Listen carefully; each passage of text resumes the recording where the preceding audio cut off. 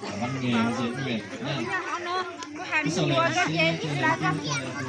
về Amen. về xin cho sau đời.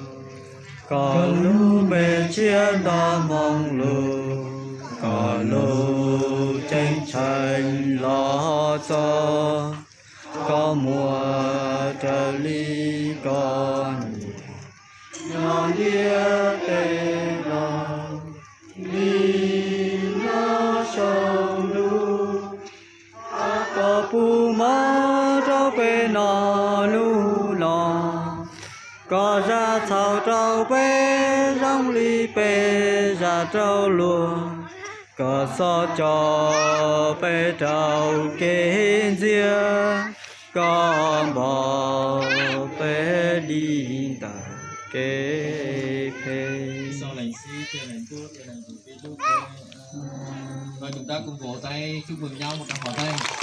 Và chúng ta cùng cảm ơn tất cả những ai đã nấu ăn cho chúng ta, cũng chuẩn bị thức ăn, thức uống cho tất cả chúng ta.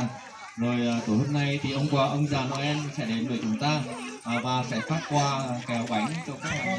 cuối cùng thì cái điều nó cái cầu sư là cầu ít sư đỡ với lại mà qua ít rồi cho là giờ nó để đang sinh hơn Noel để biết tôi lên từ cái thứ này cái gì nó rồi nó kỳ tôi thật tán su thật cầu sư đó. Họ mà nói là không nói thật cái cho thật cái mà ít cho mà khi xưa sát sang nha muốn tàu biết nào tàu chờ biết nào chờ kia nữa.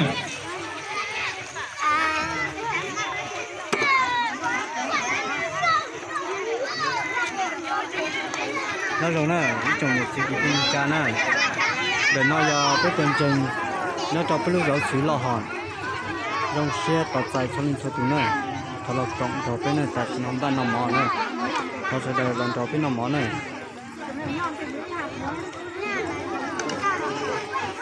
mà nó cái xe cho cái tụi cái tay sử dụng luôn nè, nó cho xử lò hòn này. Tắt thì chết à.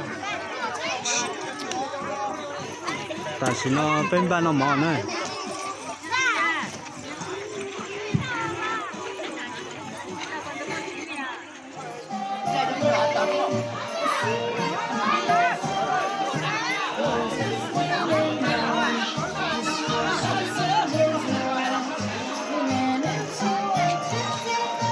Quả đúng đấy.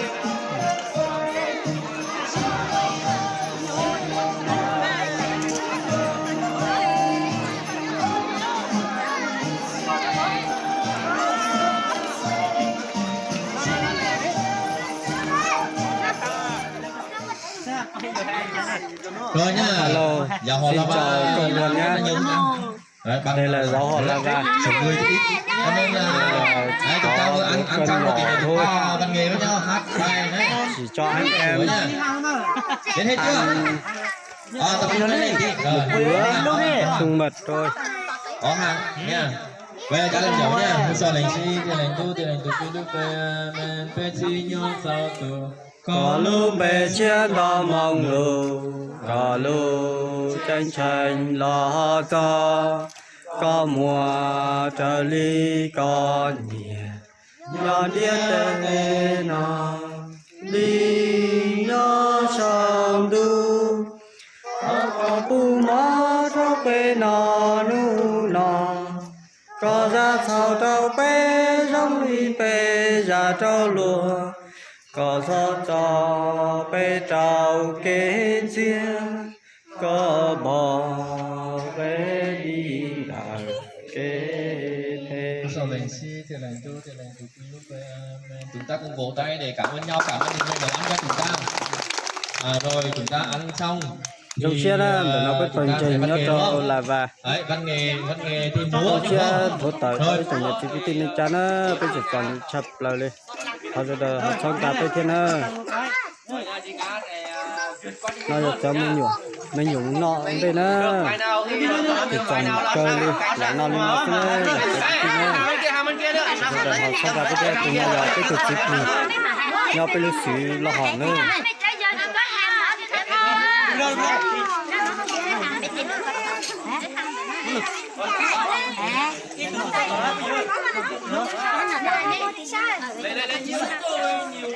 Cái nào áo tủ là cái suối đâu, cái nào áo tủ là.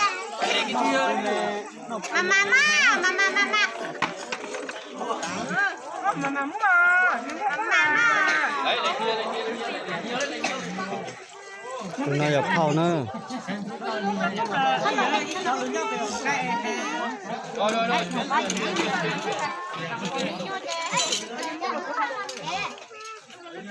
trả lại cho.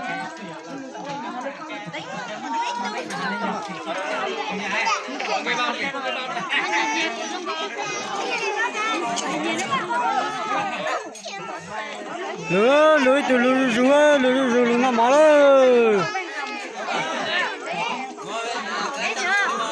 Đây lại có nhiều nữa nha.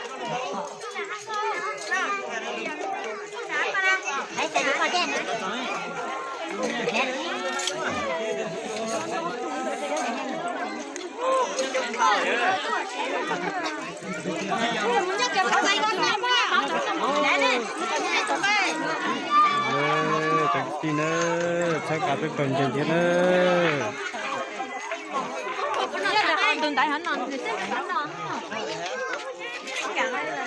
để nó cái tuần trên lava nữa xin chào nha quý cộng đoàn nha đây là giáo họ lava hôm nay là của Giáng sinh mình có bữa cơm nó nhỏ cho anh em để anh em có một năm mới tốt đẹp làm ăn phát đạt luôn được ơn Chúa. Đây nha, gió họ là và nha, đang còn nhiều lắm anh chị ơi.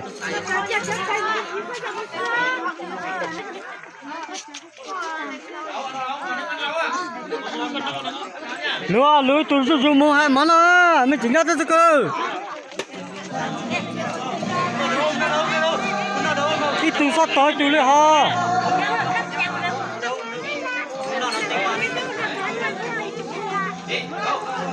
Anh nhất đang